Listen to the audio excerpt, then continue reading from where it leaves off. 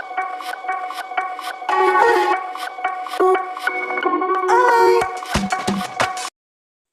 Friends, welcome to my YouTube channel learn and grow. My name is Anuj Baliyan और आज मैं आपको पढ़ाऊंगी द रोड नॉट टेकन, जिसके राइटर है रॉबर्ट फ्रॉस्ट। और ये पोएम 9th क्लास की इंग्लिश की है। तो चलिए शुरू करते हैं बिना किसी देरी के।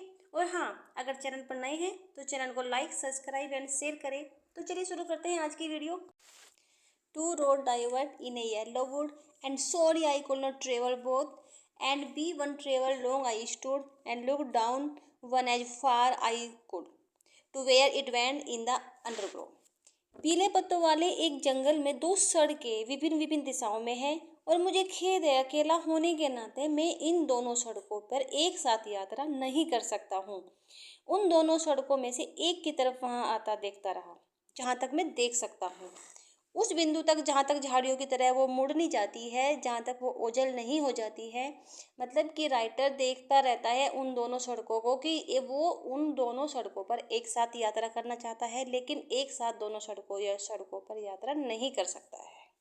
Then look the other just as fair, and having Paris the better claim, because it was grassy and wanted bare, though as for that it passing there had warned them really about the same।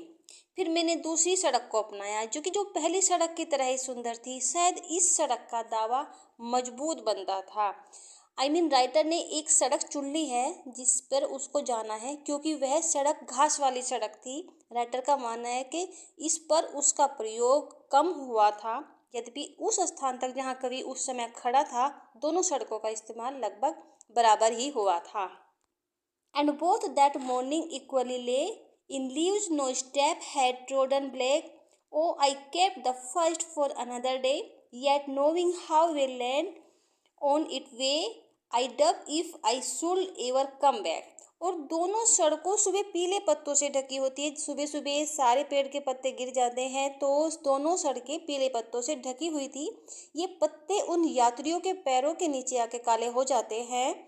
और मैंने पहली सड़क को फिर भी किसी दिन यात्रा करने के लिए छोड़ दिया, लेकिन हम यह भी जानते हुए कि कैसे एक रास्ते से दूसरा रास्ता निकल जाता है, मुझे संदेह हुआ कि क्या कभी इस सड़क पर मैं यात्रा करने के लिए वापस आ पाऊंगा।